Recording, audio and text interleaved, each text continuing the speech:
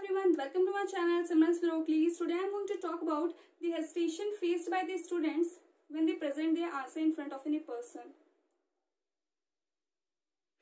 They are not able to present their answer in front of persons like relatives और relatives वैसे पूछते हैं नहीं, parents, teachers, tutors, ऐसे लोग. They are not able to understand from where to start the answer, how to take a first step towards it. It doesn't mean that they don't know the answer of that question. They know the answer of that question, but they don't know how to take a first step towards it. Okay? It happens due to two reasons. Mainly two reasons हैं क्यों ये होता है, क्यों ऐसी hesitation face करते हैं students. तो पहला है fear of giving a wrong answer.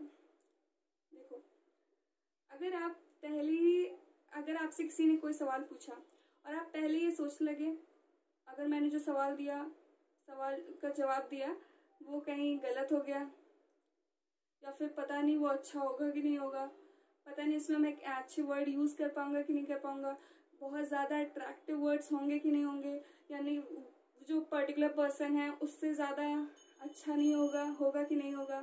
तो ये सब इतनी सारी चीज़ें थॉट्स आने लगते हैं जब कोई भी सवाल का जवाब आपको देना होता है कि पता नहीं मेरा परफेक्ट आंसर होगा कि नहीं होगा.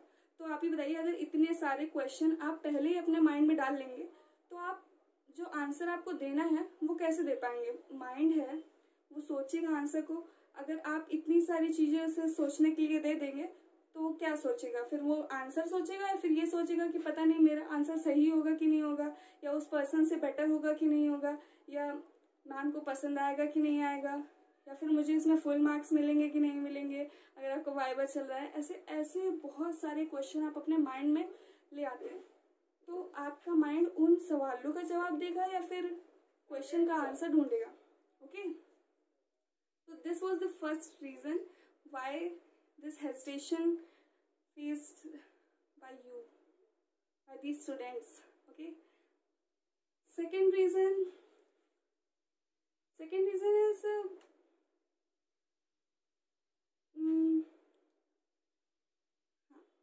सेकेंड रीजन क्या है कि लैक ऑफ वर्ड्स. आपके पास वर्ड्स नहीं होते हैं अपने आंसर को देने के लिए. देखिए, आपके पास इंग्रेडिएंट नहीं होगा तो आप आउटपुट कैसे देंगे. आपके पास इंग्रेडिएंट होता है, अगर आप कुछ खाना वाना बनाते हैं, ठीक है, केक बना रहे हैं आप, तो आपको स्ट्रॉबेरी केक बनाना है और आपके पास स्ट्रॉबेरी ना हो तो फिर कैसे केक बनाएंगे. इंग्रेडिएंट होना ज़रूरी है ना. तो इसीलिए आंसर देने के लिए आपको क्या ज़रूरी है, आपके पास वर्ड्स होने ज़रूरी है. तो वर्ड्स की कमी पड़ जाती है. तो सेकेंड रीज़न यही है कि लैक ऑफ वर्ड्स.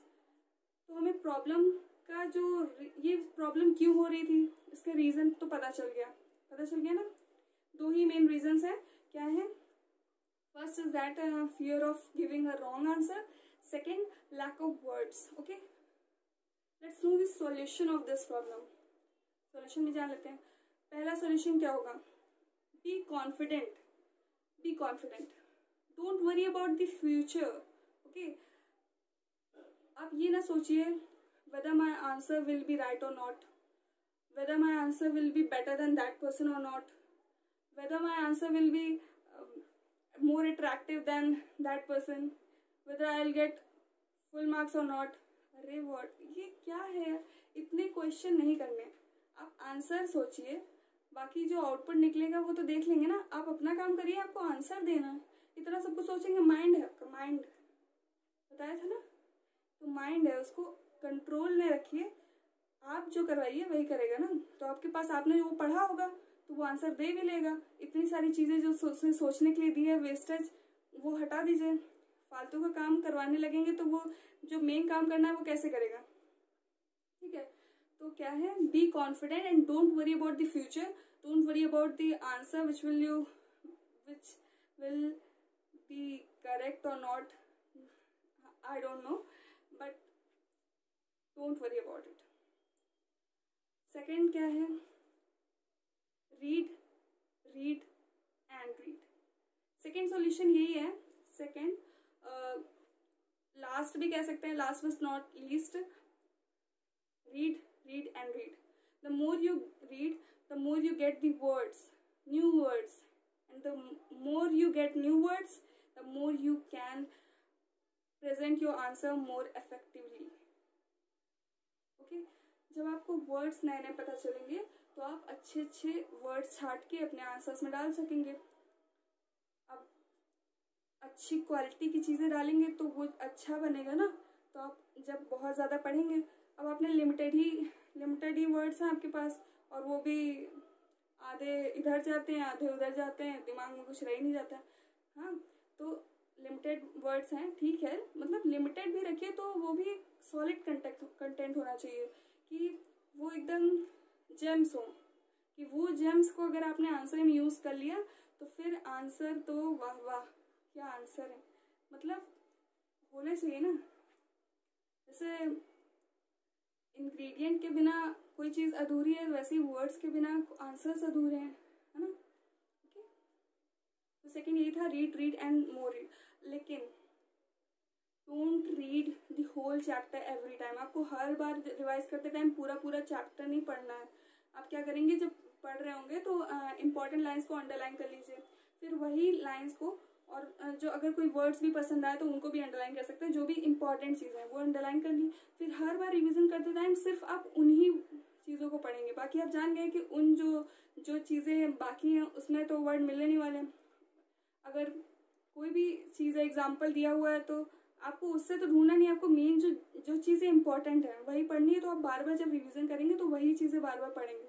बार बार पढ़ने से क्या होगा कि आपको धीरे धीरे से, अब इतनी बार जो कोई चीज़ पढ़ी होती है, अगर आपने गाना बार बार आप कोई गाना सुनते हैं तो आपने गाना याद नहीं किया होता है, लेकिन वो अपने आप ही याद हो जाता है. क्यों हो जाता है? क्योंकि आपने इतनी बार सुना था. वैसे आप अगर उसे याद नहीं करेंगे लेकिन बार बार पढ़ेंगे तो वो वर्ड्स आपके दिमाग में छप जाएंगे. और पढ़ते टाइम ये ज़रूर ध्यान दीजिए कि आपके माइंड को समझ में आ रहा है कि नहीं आ रहा है. ये नहीं कि सिर्फ आप पढ़ते जा रहे हैं. आज मैंने पूरा फिजिक्स का चैप्टर पढ़ लिया, ये कौन सी बात होती है? पढ़ने से कुछ नहीं होता, समझ में कितना है. ठीक है, तो समझाते हुए चलिए, खुद आपको जैसे समझ में आता है. छोटी सी चीज़ लिखी है तो उसको आप अपने माइंड को इतना बड़ा करके समझाइए.